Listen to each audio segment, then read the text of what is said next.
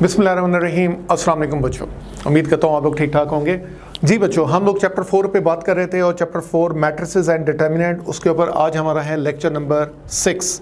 हम next lecture पे move कर चुके। हम लोग बात कर रहे थे प्रॉपर्टीज़ ऑफ डिटर्मिनेंट। तो हम लोगों ने पहली 3 प्रॉपर्टीज़ को डिस्कस किया।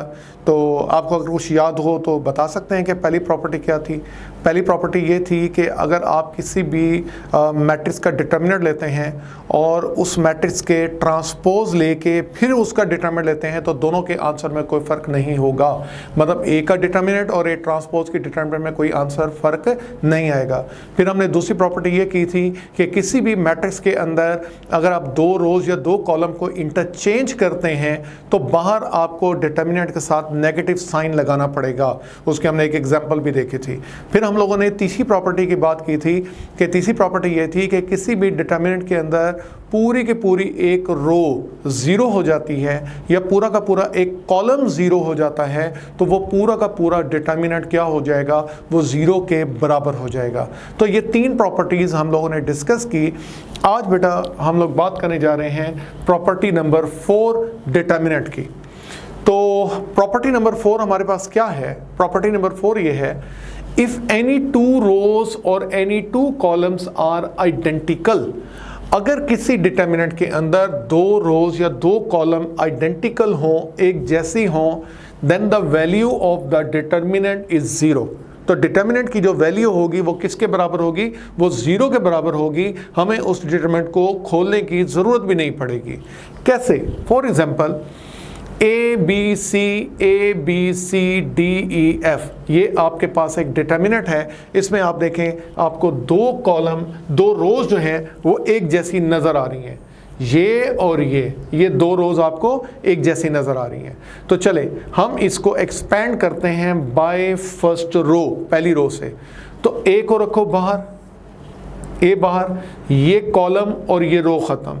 B C E F minus इस बी को रखो बाहर, ये कॉलम और रो ख़त्म। A C D F plus इस सी को रखेंगे बाहर, ये कॉलम और रो ख़त्म। ए बी डी ई, ये आ गया। अब इसको मज़ीद ओपन करें, बी को एफ से मल्टीप्लाई करें, minus E C A F minus D C A E minus B D, ये मैंने मल्टीप्लाई किया। ए को भी अंदर मल्टीप्लाई कर दें तो मेरा बच्चा ये सारे के सारे आपस में क्या हो गए, कैंसिल हो गए और रिजल्ट किसके बराबर आ गया? 0 के बराबर आ गया। अच्छा, आपको एक इंटरेस्टिंग चीज़ बताऊं, वो ये कि हमें कैसे पता लगता है कि आप इसके साथ प्लस लगाते हैं, माइनस लगाते हैं, प्लस लगाते हैं। असल में बेटा हम लोग क्या कर रहे होते हैं, हम माइनर्स निकाल रहे होते हैं। माइनर बल्कि कोफैक्टर हम निकाल रहे होते हैं। कोफैक्टर कैसे निकाल रहे होते हैं? ये जो ए है ना, ए को जब आप बाहर रखते हैं तो ए कौन सी रो कौन से कॉलम का एलिमेंट है?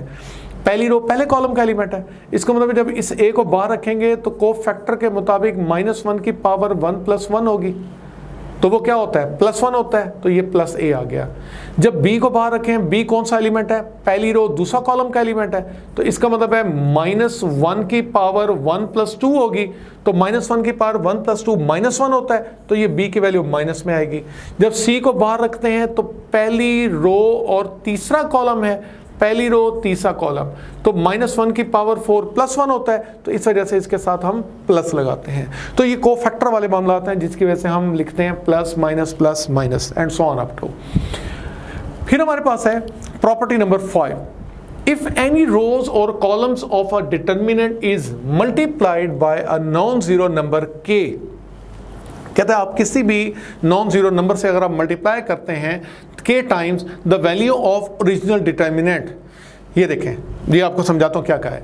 आपको एक मैट्रिक्स दिया हुआ है ए, कहता है ए का आपने डिटर्मिनेंट ले लिया, पहले आपने ओरिजिनल मैट्रिक्स का डिटर्मिनेंट ले लिया, वो आ गया किसके बराबर? A D minus B C.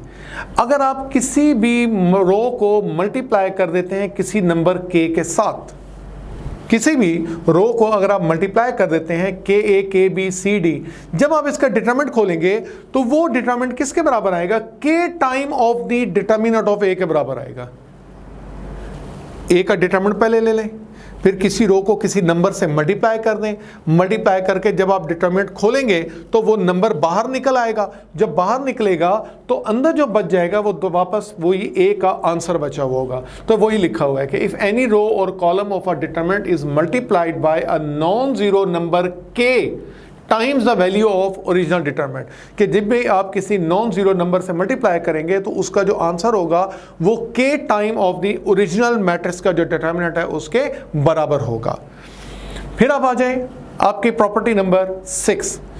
If each entry in a row or column of a determinant is written as sum of two or more terms then the determinant can be expressed as sum of two or more determinants।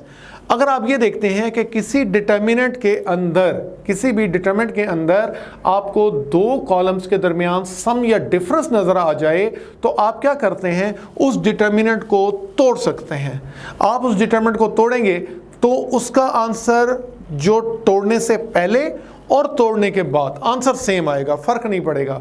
ये देखें, आप इसका determinant खोलें, ये इससे multiply होगा, ये इससे मल्टीप्लाई होगा। Lambda D plus A D minus mu C minus B C, ये आ गया। फिर आप इसमें क्या करते हैं, lambda D minus mu C और प्लस में ए डी, ये देखें, ये प्लस ए डी और बी सी अलग कर लें। ये किसका आंसर है, ये लैम्डा म्यू सी डी का आंसर है। ये किसका आंसर है, ए बी सी डी का आंसर है। तो इस डिटर्मिनेंट को आपने दो हिस्सों में तोड़ के लिख दिया। आपको इससे ज़्यादा आसान भी आपको बता दूं, फॉर एग्जांपल आपके पास एक डिटर्मिनेंट है A B C plus D E plus F और जी प्लस एच।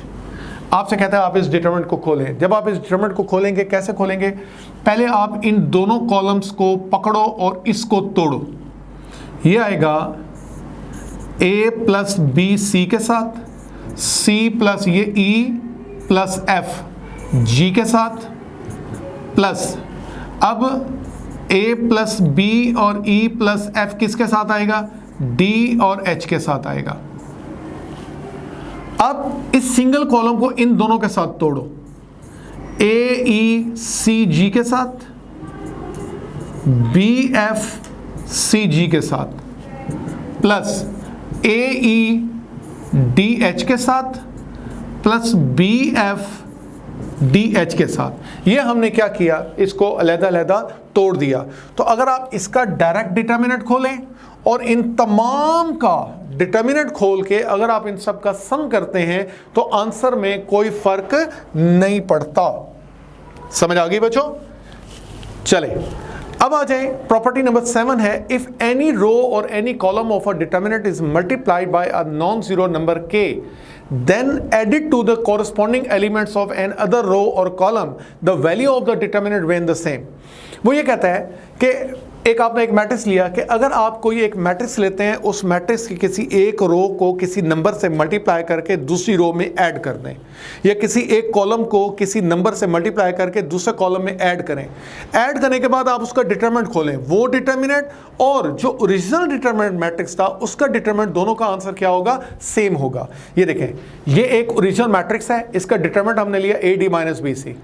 अब क्या करते हैं, हम फर्स्ट रो को मल्टीप्लाई कर देते हैं किसी नंबर के के साथ और रो 2 में ऐड कर लेते हैं।